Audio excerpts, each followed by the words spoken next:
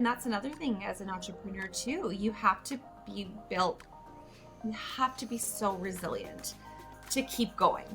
And I think that's the two biggest strengths that I have, fortunately, is resourcefulness and resilience. Yeah. And I think passion. Like, I still really believe in my why, and that can get lost along the way when you are wearing so many hats. Welcome to the Bold Entrepreneur Podcast. I'm your host, Jen Kinal, and this is a space where bold moves meet inspired action. Join us as we dive into stories, strategies, and mindset of those who are building their dreams, creating impactful communities, and redefining success on their terms. Whether you're looking for practical business tips, a boost of inspiration, or a community that gets your vision, you are in the right place. Get ready to elevate your journey and embrace what it means to be a bold founder. Let's dive in. Welcome back to the Bold Entrepreneur Podcast. I'm your host, Jen Kinal, and today I'm joined by Lane Edwards, the founder of Pura Botanicals. Lane started Pura in 2015 after becoming a mom of three, creating a luxurious plant-powered skincare line that empowers women to feel confident in their own skin.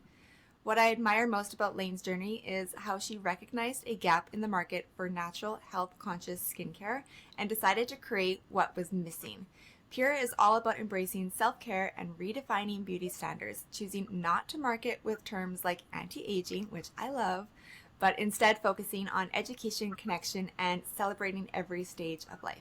Today, Lane will share with us how motherhood shaped her purpose, how she's redefining beauty standards, and telling us about the documentary Inside Creative Lives, which highlights trailblazing women in business. So I'm really excited to dive in with you on this. And I'm so thankful that you are doing this podcast with me. And I'm really, really excited to dive in, but have my audience get to see your business from a different perspective.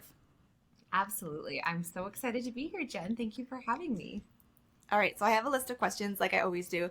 And so I'm going to start diving in on those. But I really wanted to I wanted to hear your answer as to why you created Pura Botanicals, because it did come from such a personal space, but also from, like you said, there's a gap in the market, so you wanted to do that. So what led you to decide to create it? Absolutely. You know what? At the time, I was actually living in Australia. I was working for Canadian brand Lululemon Athletica.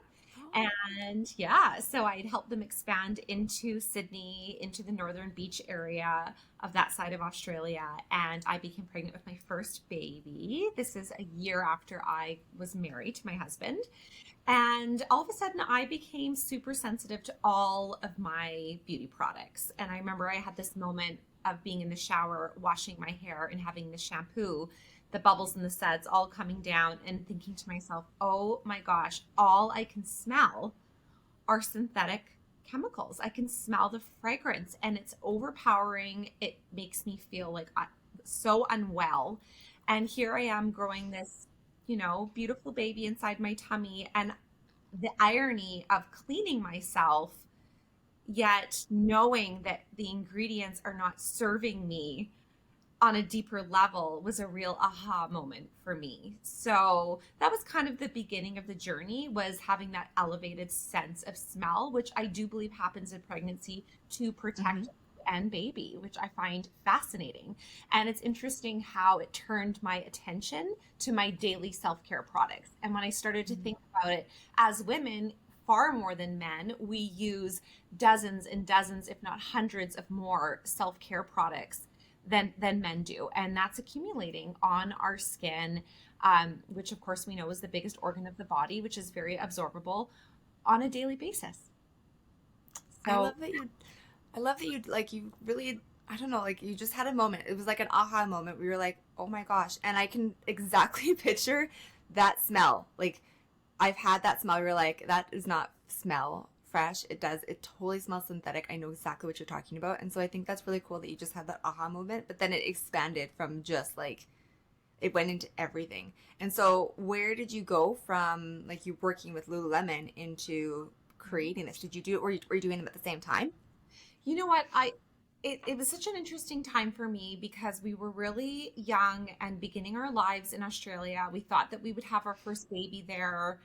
And then my mom was ill back in Canada, and her autoimmune disease, which was multiple sclerosis, started to really take hold and become debilitating. And so I had to make a choice of whether I was going to stay in Australia and have this baby or come home. And for me, there was really no question. I knew I needed to get home. I knew I needed to have this baby so my mom could experience her granddaughter. And it was such a difficult time, but I'm so glad that I made the decision that I did.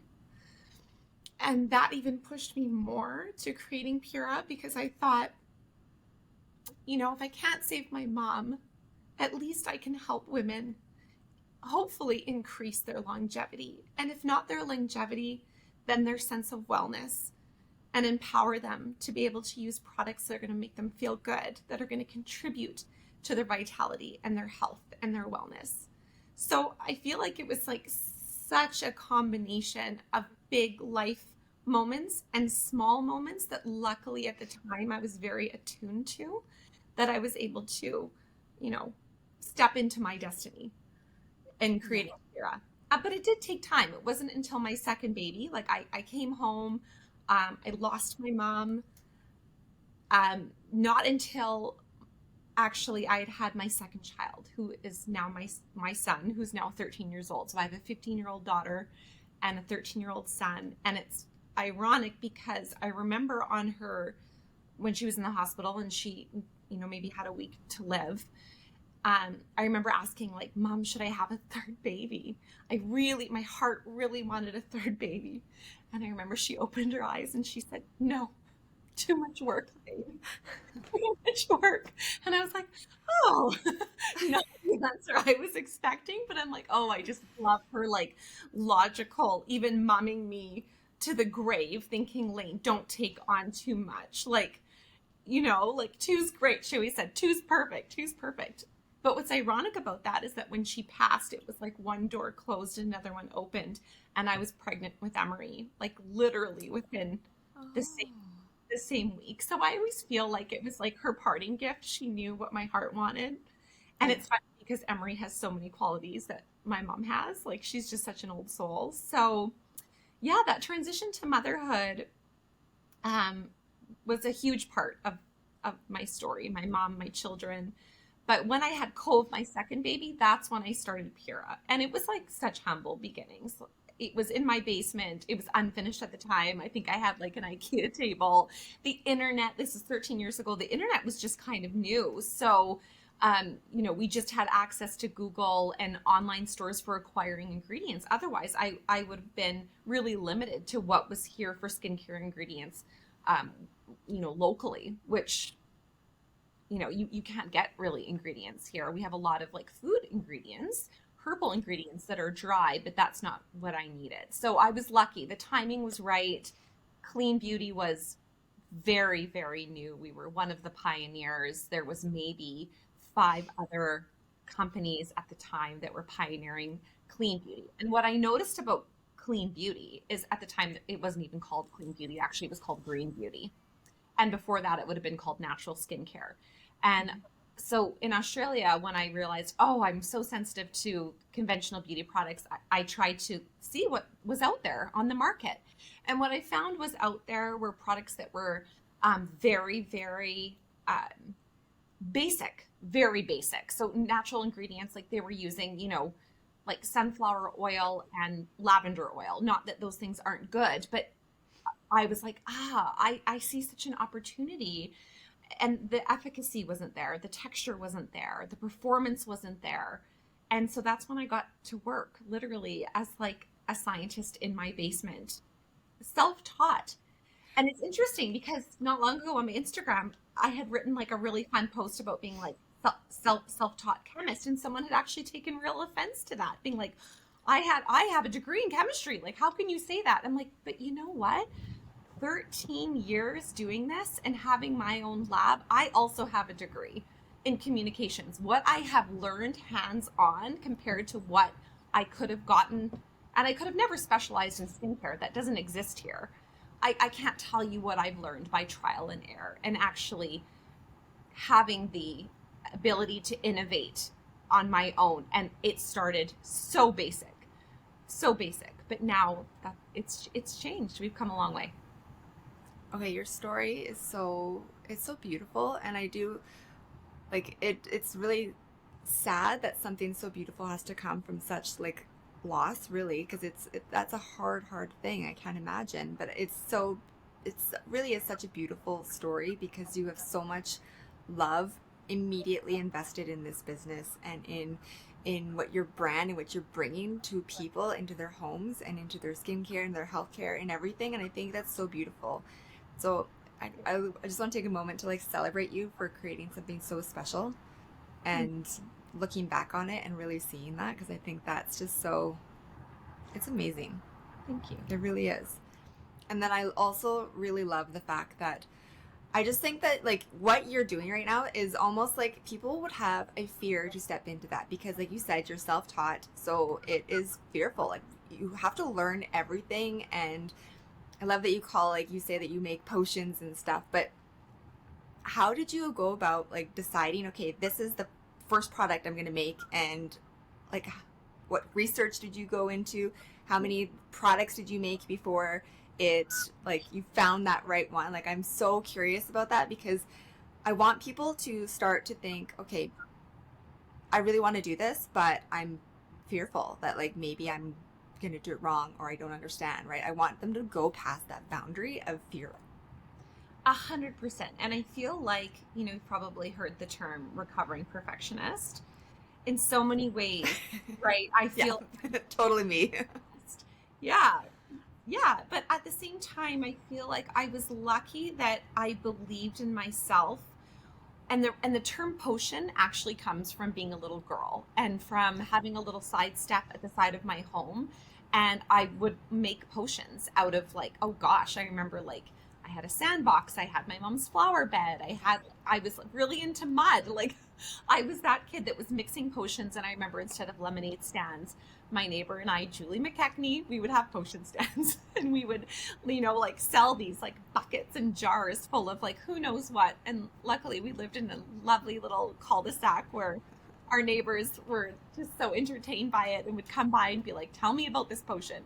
So it started with play.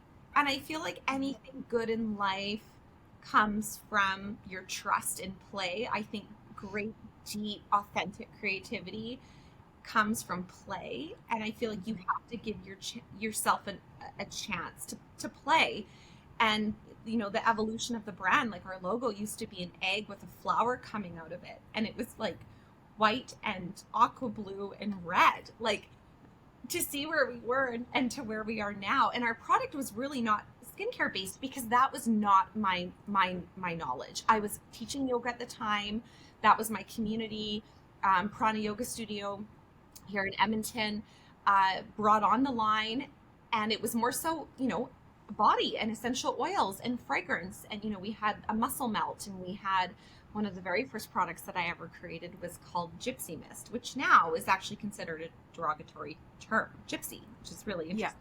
But it was never ever meant that way because I was in a very kind of like, bohemian alternative yoga. That was where I was at, spiritual Yeah. part of my life in my early 20s.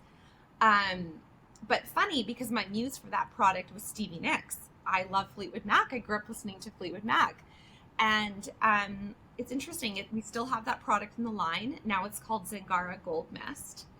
And so ironically, Fleetwood Mac's health coach reached out to us on Instagram, found us on Instagram, and was like, there's something about your brand that resonates with me for the band, for Fleetwood Mac. I take care of all of their self-care products, their fitness, their yoga. And they're like, would you mind sending me some products so I can share this with the band? And I was just so like, what? Like, are you kidding? Like, it was like a Monday morning and I get this DM on Instagram. This would have been in 2018 before their last world tour. And so, yeah, I send these products, somewhere in LA, and I get a message back and they're like, okay, like Stevie is in love. And it's funny because I told Soleil, I said to her, I actually have a fragrance that, Stevie Nicks is my muse. Like, and she was like, wow. So I sent it, and yeah, we ended up being Fleetwood Mac's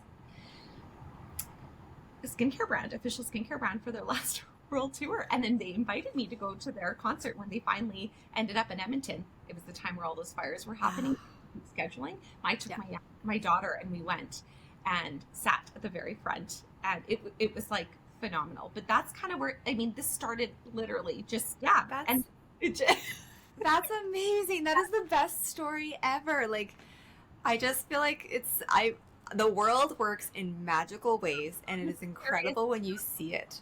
Yes, that is so cool. when the stars aligned. But in saying that, that's such a highlight. And like, as you know, being an entrepreneur, for as many highlights, there's been so many setbacks, and especially being, an Edmonton-based self-branded beauty company, we have had to work so hard and be so bright to stand out in the industry that has changed, and like I said, 10 years ago, there were 20 of us. Now there are thousands of clean, whatever people, clean beauty brands that launch a year, and there used to be 20. So it's just changed so much. But I feel like we have stayed so true, and especially being clean. A lot of brands classify themselves as clean, but they're sincerely, we don't have a drop of chemicals in our products, which is very hard to do to make your products efficacious and high performance. So I feel like that's where I saw the gap and was like, is this achievable? And it took us a long time to get there. So we had evolved from this body and wellness line, opened up our lab in 2015. I knew we needed an actual lab. And then we forged into high performance skincare after that. Okay, I love there's multiple things you said that I want to touch on. One, I really love the fact that you said that it's not like, that's your high point, but there is many low points in entrepreneurship. And I think that a lot of people in business, they just see the highlights and they don't see the struggles. And so I think it's really important to always be able to bring up some of the struggles that we go through, because otherwise people are like, I don't get it. It was so easy for her. How come it's not easy for me? And entrepreneurship is not easy. There's so many like hard things you have to go through, hard questions. Like there's so much. And I love that you brought that up, because I think that's really important. And then, Yeah, I think so too. And I think you're right. I mean, now the world is so digital and it's so visual. And, on platforms such as, Instagram, especially, which we're all on, it is such a highlight reel, 1,000%.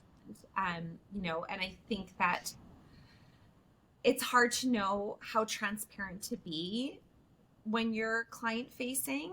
It depends on your style of business. And also, I think too, I'm online so much and I am the face of our brand. I'm also a very private person. So, it's always been the struggle, like, how much of my family do I show, even though they're the inspiration behind the brand, and how much of the struggles do I share? And it's just so interesting. And you know what? I feel like for all of us, it changes all the time depending on how we're feeling and where our mental health is at. And that's another thing as an entrepreneur too. You have to be so resilient to keep going. And I think that's the two biggest strengths that I have, fortunately, is resourcefulness and resilience.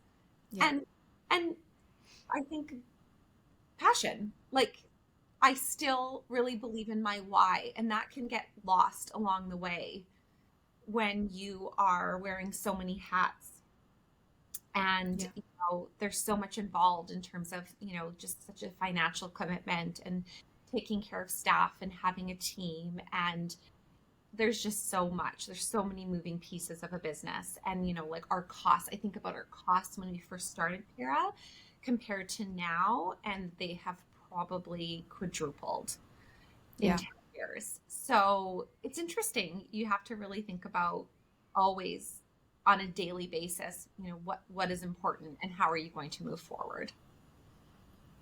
Again, you'd hit so many awesome points with that again. Like, it's definitely hard when it comes to being the brand, the person, like the face of your brand, because then people do want to know more about you. And from like the social media aspect of it, people like seeing that. They like seeing what happens in your day to day, and they like seeing little snippets of like your home life, even, right? Like your family and what's going on, where you're traveling to, and what do you do for the holidays. Like they like seeing that. So it is hard to share your business and then incorporate little pieces of yourself, because that does create the know, like, and trust that we need for our businesses, and also shows your passion behind why you're doing what you're doing and who you are, right? So you're not just like a no-name business that just put up products. You really share the love behind it, and that builds the customer loyalty. But that is also, how much do you show, right? Because I'm the same thing. I share a fair amount, but yet I totally don't. Like,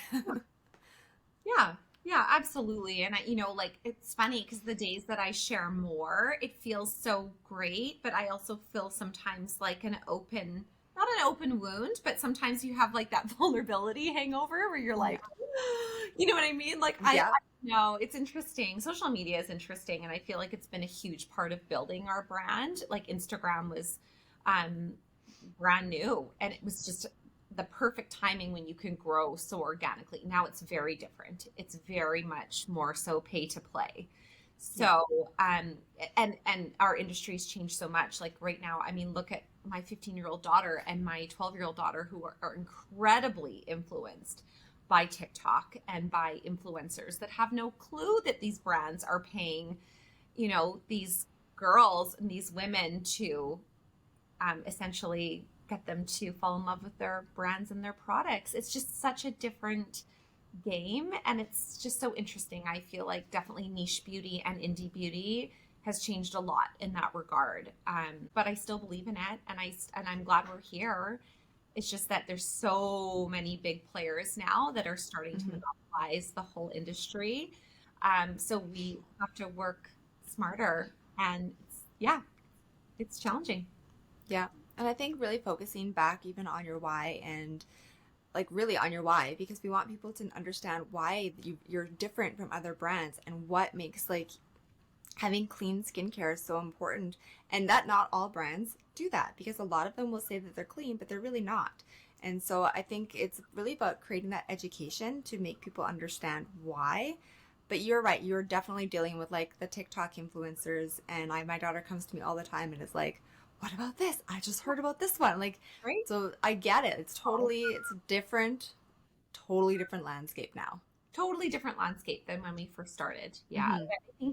I think you're right. As long as I can keep sharing my story and telling my story. And also, we're very fortunate. We have great products that work, that are effective. And I think that's the most important part. But you have to have, really strong vehicles to keep top of mind as well. And in doing that, you can't just do it on your own. You need a team behind you supporting you to do that. So Yeah, there's for that sure. as well. Okay, so I want to go into the anti-aging skincare, because you don't like using the word anti-aging, which is so interesting because like that's anytime I'm looking for anything, I'm like, oh, what is this? Yeah. Well, I'll be like, okay, well, let's go look at anti-aging. So I'd love to hear why you're not using anti-aging in your marketing, in your approach to that, but how you are basically showcasing that it is for anti-aging without saying it. Yeah, it's so interesting, Jen, because throughout the years, I have probably left a lot of money on the table not using the term anti-aging. And I have never used it, not a single time. You won't find it on our website, you won't find it in our social media. You'll never hear it in an interview. And that's been such a conscious choice that I'm actually very proud of and I'm very comfortable with, because the last thing I wanted to do was build a brand and profit off women's fear of aging, that they are less desirable, less beautiful, um, with the more age that's showing up on their face. Like it just makes me so, so sad. And not to say that like aging is difficult. Aging is Mhm. difficult. is. When I see myself aging, I'm just like, wow, like this is happening.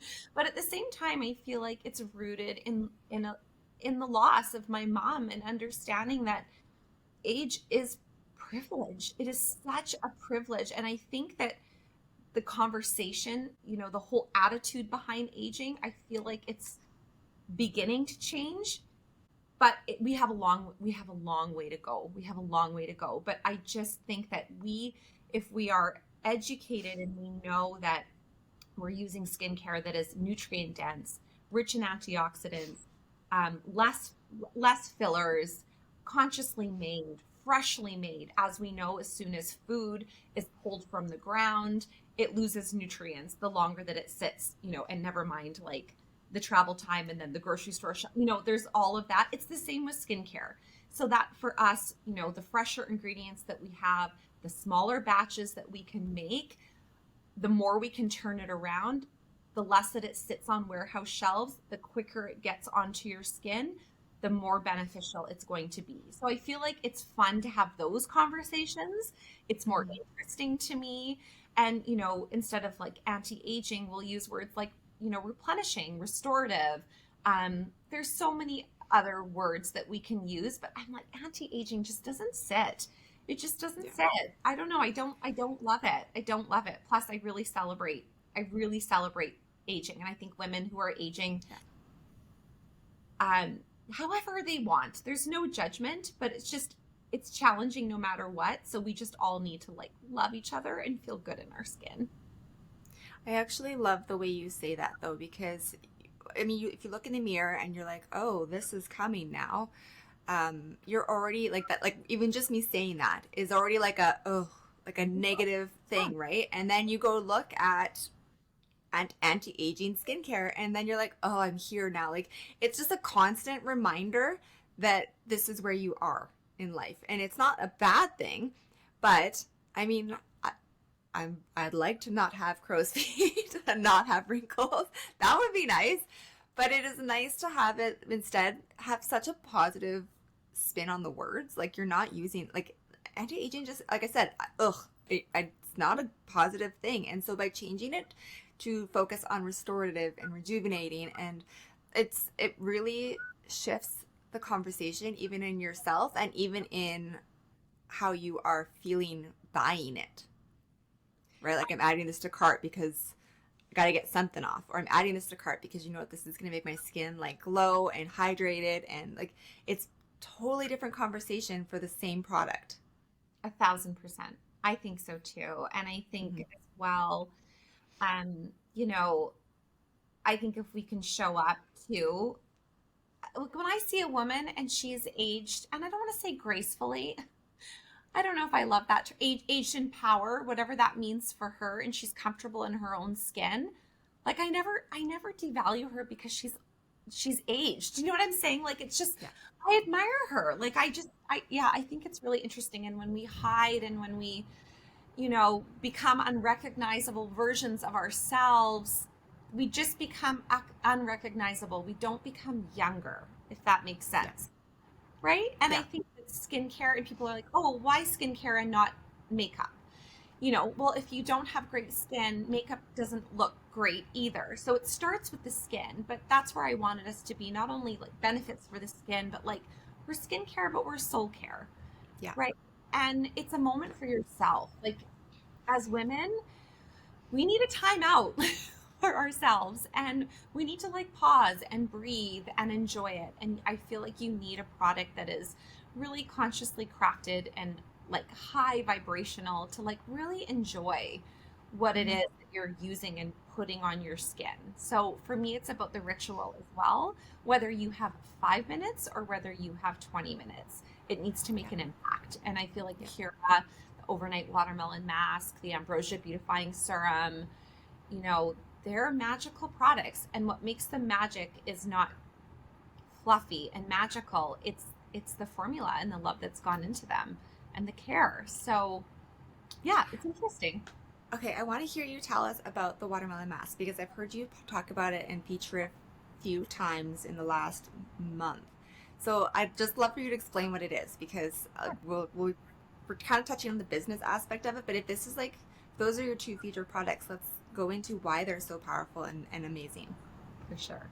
So I remember when we first started to develop the overnight watermelon mask, and it was because I was a new mom of 3 kids and unbelievably sleep deprived. And I remember thinking to myself, I would love a mask, but I have no interest in putting on a sticky drying mask that's going to harden onto my skin, that's going to feel itchy and uncomfortable, that is going to scare my toddlers, that I'm going to have to clean off. It's going to get stuck in my facial hair, right? Like, Yes.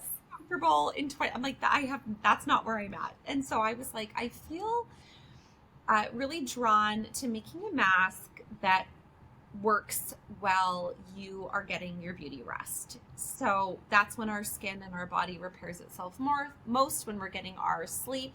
So instead of putting something on your skin and asking it to work in 15 minutes, let's put something on our skin that's different from a night cream, that's comfortable, that soaks in and repairs the skin overnight. So that's where the overnight mask came into the world. And I feel like we were one of the first brands to do it for sure. Like years ago, Elizabeth Arden, I think, had like the 24-hour turnaround serum, but that was more of like an oily, waxy kind of, right? I wanted this to feel like silk, like satin, like just, and then I wanted you to wake up with like pillowy, soft skin. And then the more research I did with watermelon, the more I found out that it actually repairs DNA damage. It's a common food ingredient, but it is not a common skincare ingredient. It's actually very rare. I think there's only 2 sources that are GMO free in the world. Oh, wow. So, yeah, it's interesting. So that's how the watermelon mask came to be. And it's like this, it looks like pink buttercream icing. Like it's beautiful.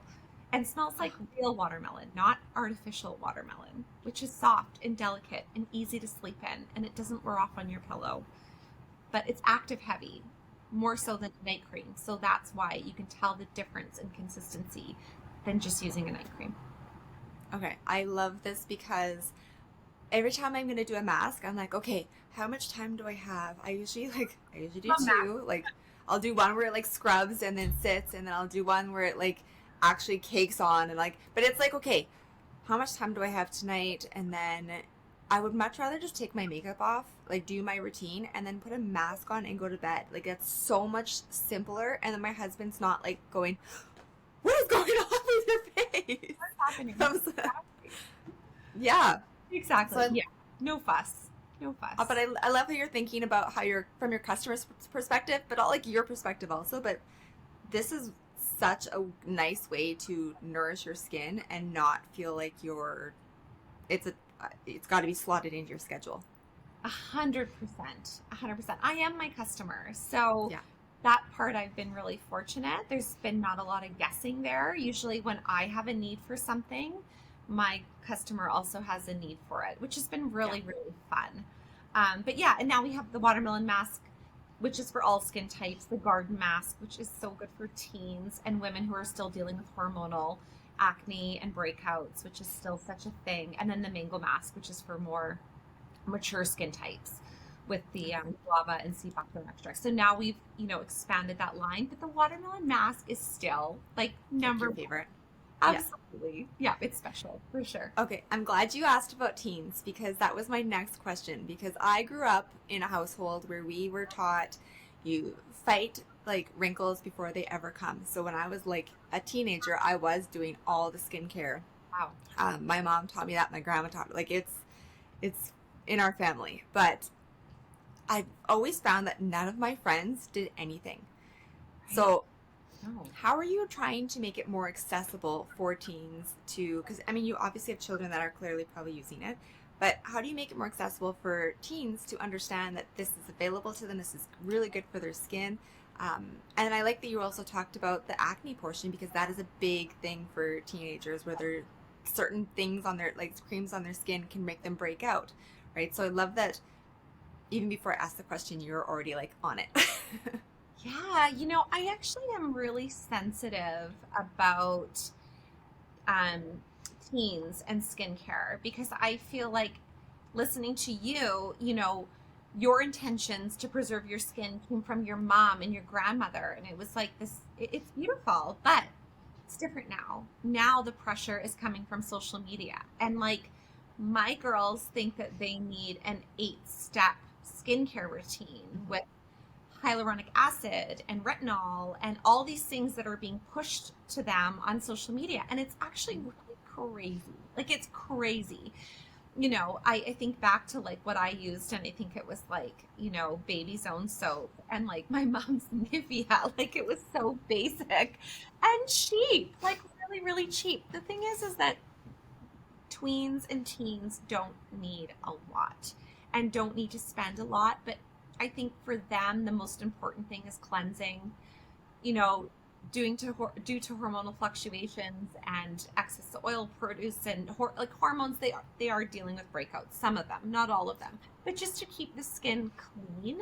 I think cleansing in the morning because as we sleep, we you know the air, everything, our pillow, our hands, you want to wake up with a clean slate. So cleansing in the morning, cleansing at night, and just a really good moisturizer. That's all they need, unless they're dealing with breakouts, and then they can use something like the garden mask or the rosemary clarifying mist. And I know they love it. Like my girls love their skincare ritual, and it definitely is self-care for them. And I love that. I think it's so cute, but I just think they don't need a lot. They just need great products that are good quality and well made. And yeah, I think it's really sweet seeing them take care of their skin now. I mean, I think they have this generation of teens, like their next level. Like it's Oh, unbelievable. 100%. Anytime my daughter's like, okay, we should go into Sephora and we need to get this, this, and this. And I'm like, how do you even know about some of these products? Like, I ask her now for advice. Oh, right? I know the knowledge is incredible. And, like I've got my daughter asking about what's niacinamide and what are, like, it's unbelievable words that didn't even exist. The innovation Mhm. and technology and skincare and the science has evolved so, so much. But I think less is more for them. Yeah.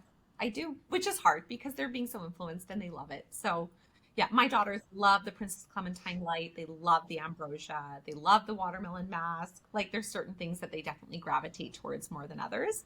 Yeah. Um, oh, but their skin, it's just so like plump and beautiful and still full of collagen. I'm like, I just know. I know. yeah, Enjoy it. enjoy. I'll enjoy it through you. Yeah. Okay, so tell me about this documentary, The Inside Creative Lives. I'm really excited to hear about it. So it's filmed by Dallas Curro and yeah, funded by the Story Hive and Tellus. Yes, that's correct. Yes. Yeah, Dallas is such a neat woman, woman in our city. I feel so fortunate to have her here, and she is such a like cheerleader and advocate for women living creative lives. And so she's pitched this to Story Hive and to Tellus, with her partner that's doing all the videography, which is incredible. And essentially, I think she is showcasing 12 women living creative lives here in the city. And they span from all different types of industries. And it's a real, like, in depth look behind the scenes of, the why behind our businesses and the driving forces and even, our past stories and family dynamics and what it's like to navigate this creative life. And it's interesting because I think it's definitely a path that is less traveled, um, and uncertain in many ways. And there has to be a deep sense of self assurance behind you always to believe in yourself enough to Yeah. create from Mhm. scratch, to bring something into the world. And I think that's the most beautiful and vulnerable part of it, and to evolve with what's happening around you so you can be seen and celebrated and also be successful, thrive, and survive. Those are important too. Yeah. So, yeah, it's interesting. She's come into our lab and we've looked at, behind the scenes and making the product, which is also what makes Pura different is, the majority of beauty companies do third party manufacture. And that's something that over 10 years we've kept. in-house here in Edmonton, which I feel very fortunate. I think if I was missing that part of the business, I wouldn't feel nearly as motivated to do what we do. I love that aspect. Yeah. And then she's taken a look at, how does a product come from a vision and an idea and need to actually bringing it onto the market, and what are the steps that lead up to that? Yeah. Because That's in beauty, it's not just creating something, it's getting it Health Canada certified and getting it CertClean certified for us and PETA certified. And there's all those steps too. mhm. That's amazing. That's really exciting. So when does that come out? I think that'll probably come out in January. In January? Okay. I think so. Amazing. I'm excited for that. I think some of them, I think they'll release, like slowly one episode at a time, maybe from like January to spring. I really don't know, but I think she's just wrapping up the filming now. Oh, that's very exciting. I cannot wait to see that because it's like that inside look into other people's businesses and how they're run and why they're created. It's something that I just cannot get enough of. Yeah, it's fascinating, right? Yeah. Yeah. All right. Well, I want to say thank you so much for coming, but I do want to ask you if there's any closing advice or messages you'd like to leave our community. Oh my gosh. I think for me, I think invest in yourself. I mean, a big part of my identity now is my business. So I think it's really important to take time to give back to yourself in other ways. And for me, I mean, like, oh gosh, my family, my closest friends, my other passions before Pura, investing in that, resting if you feel totally burnt out. Like people are like, oh, are you worried about burnout? I'm like, are you kidding? I've burned out like 10 times. Like burnout is real, and it's not once, it's like all the time. I think you just have to remember, don't quit, rest, and you'll come back. You'll come back, and surround yourself with good people. Like I couldn't do this without my husband, who's always been my number one fan. I have 3 children. There's no way I could have built this business without him. And, luckily I have an amazing mother-in-law who became my director of operations for 8 years. I mean, phenomenal, totally different strengths. I'm the visionary, she's the hammer. So it's like, I feel so fortunate that people have come into my life to support me, and it's not always the ones that you expect. So Yeah. just take care of yourself, take care of your health, your mental health, your physical health, move your body, take care of your mind, your heart. That was the best closing ever. That was so good. Like so many, again, you just like, it's like you're, yep. All these points are like, they're so good and so important. And our health is so valuable. And sometimes we do take it for granted. And so just taking moments to really take care of yourself. But also I love that you said to like take your identity away from just the business, because that was something that I struggled with. And if something happens to that business, your identity goes with it, right? So taking care of yourself so that you have your identity is your family also, it's your friends, it's the things you enjoy. Like it's not tied into one thing. We need to make sure that we enjoy life as much as we possibly can. So I love that you brought that in, and it touches home so much. Oh, good. I'm so Yeah. glad. Well, thank you so much for coming in today and for sharing with us all about Pura and your favorite products. And I love talking about the anti-aging and bringing in the teen element in there, because that's not something that we talk business-wise, but I think a lot of entrepreneurs have children, and having that conversation brought in and talking about like everything we talked about today was really honestly so empowering and so good, and like makes you feel good. So I really enjoyed this conversation so much. Where can people find you right now? On social media, websites? Yeah, you can visit our website always. It's purebotanicals.ca. And of course, our Instagram is just like such a supportive, beautiful community and a place to come and escape. And right on our Instagram, it says, let us love you up. And I think that's really what Pura is about. We just want to love you up. So visit us on Instagram. We're on TikTok, of course, but I feel like our main community is on Instagram. We're on Facebook.